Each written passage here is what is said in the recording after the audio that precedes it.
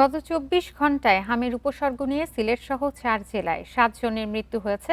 এর মধ্যে সিলেটেই মারা গেছে ১ বছরের কম বয়সী ৩ শিশু।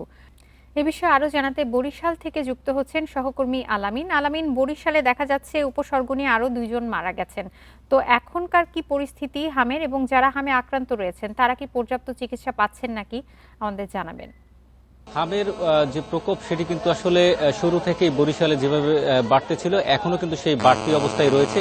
আমরা যেটি দেখছি যে বরিশাল শেরেবাংলা মেডিকেল কলেজের হাসপাতালের যে চিত্রটি, সেখানে কিন্তু এই মুহূর্তে ১৯০ জনের মতো রোগী ভর্তি রয়েছে। এই যে ১৯০ জন রোগী রয়েছে তাদের যে চিকিৎসা সেবা সেটি দিতে কিন্তু আসলে হিমশিম খেতে হচ্ছে চিকিৎসকদের।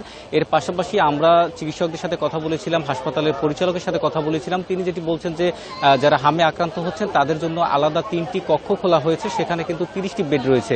সেই ৩০টি বেডের বিপরীতে কিন্তু প্রায় ৬ গুণেরও বেশি রোগী এখন কিন্তু ভর্তি হচ্ছে। যেহেতু ১৯০ জন রোগী এই হাসপাতালে ভর্তি হচ্ছে, শিশু ওয়ার্ড থেকে শুরু করে যে আলাদা ৩টি ওয়ার্ড খোলা হয়েছে, প্রত্যেকটি ওয়ার্ডেই কিন্তু আমরা দেখছি যে শিশুদের উপচে পড়া ভিড়। এক বেডে কিন্তু ২ থেকে ৩ জনকে চিকিৎসা নিতে হচ্ছে। সেক্ষেত্রে চিকিৎসকরা কিন্তু পর্যাপ্ত পরিমাণে সেবা প্রদানের যে চেষ্টা সেটি কিন্তু তারা করে যাচ্ছেন, এবং চিকিৎসা সেবা যেগুলো রয়েছে, ওষুধ থেকে শুরু করে যেগুলো প্রয়োজনীয় যে জিনিসপত্রগুলো রয়েছে সেগুলো কিন্তু সরবরাহ করা হচ্ছে। সব মিলিয়ে কিন্তু আসলে বরিশাল শেরেবাংলা মেডিকেল কলেজ হাসপাতালের চিত্রটি এখন পর্যন্ত কিন্তু সেখানে ২৮ জন রোগী ভর্তি অবস্থায় মারা গেছে, এবং এই পর্যন্ত কিন্তু বরিশাল বিভাগে ৩৭ জনের মৃত্যু হয়েছে, যার মধ্যে কিন্তু গত ২৪ ঘন্টায় যে ২ জনের মৃত্যু হয়েছে তার মধ্যে একজনের বয়স ২ বছরের কিছু বেশি এবং একজনের বয়স ৭ মাসের কিছু বেশি।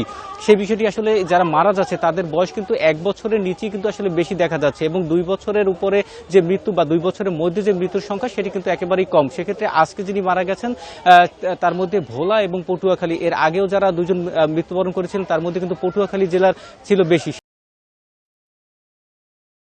মেডিকেল কলেজ হাসপাতালে রোগীরা ভর্তি হচ্ছেন। এই মুহূর্তে আমি যে হাসপাতালটিতে রয়েছি বরিশাল জেনারেল হাসপাতাল, এখানে কিন্তু আসলে যারা বয়স্ক রয়েছে তাদের মধ্যে ১৮ বছরের উপরে যারা রয়েছে তাদের মধ্যে কিন্তু ২০ জন রোগী এখানে হামে আক্রান্ত হয়ে ভর্তি রয়েছে। সেক্ষেত্রে কিন্তু এখানে যে পর্যাপ্ত চিকিৎসার ব্যবস্থা সেটি হচ্ছে যে এখানে আসলে বেডের ব্যবস্থা নেই, এখানে কিন্তু মেঝেতে রোগীদেরকে চিকিৎসা নিতে হচ্ছে। সব মিলিয়ে স্বাস্থ্য বিভাগ যদি বলছেন যে আসলে এই হাম মোকাবেলায় তারা পর্যাপ্ত পরিমাণে যে স্বাস্থ্যসেবা সেটি নিশ্চিত করার জন্য আসলে চেষ্টা করে যাচ্ছেন। এর পাশাপাশি প্রতিটি হাসপাতালে কিন্তু নির্দেশনা দেওয়া হয়েছে, এবং চিকিৎসা কার্যক্রম যেগুলো রয়েছে সেগুলো কিন্তু আসলে দেওয়ার জন্য তারা কিন্তু আসলে চেষ্টা করে যাচ্ছেন। বরিশালে কিন্তু স্বাস্থ্য হামের পরিস্থিতি নিয়ে বরিশাল থেকে জানাচ্ছিলেন সহকর্মী আলামিন।